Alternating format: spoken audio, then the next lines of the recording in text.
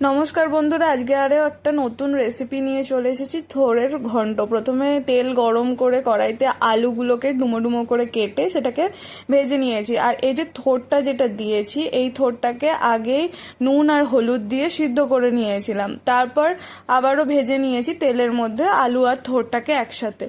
তারপর আবার কড়াইতে তেল গরম করে কিছু ফোড়ন দিয়ে দিয়েছিলাম। তারপর পেঁয়াজ, রসুন, কাঁচা লঙ্কা আর আদাটাকে ভালো করে মিক্সিতে পেস্ট করে নিয়ে তারপর সেটাকে দিয়ে দিয়েছিলাম, আর একটা সঙ্গে কাঁচা লঙ্কা দিয়েছিলাম, টমেটো তারপর দিয়ে কিছু ঘরোয়া মশলাগুলোও দিয়ে দিয়েছিলাম, নুন, হলুদ, জিরে গুঁড়ো আর লাল লঙ্কার গুঁড়ো দিয়ে ভালো করে কষিয়ে নিয়েছি মশলাটাকে।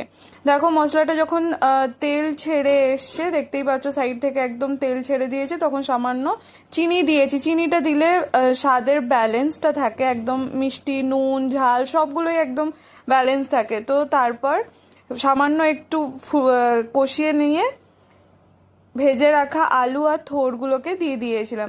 আবারও সেগুলো দিয়ে ভালো করে কষিয়ে নিয়ে সামান্য একটু জল দিয়ে ফুটিয়ে নিয়েছি। ফুটিয়ে নেওয়ার পর সার্ভ করেছিলাম আমি।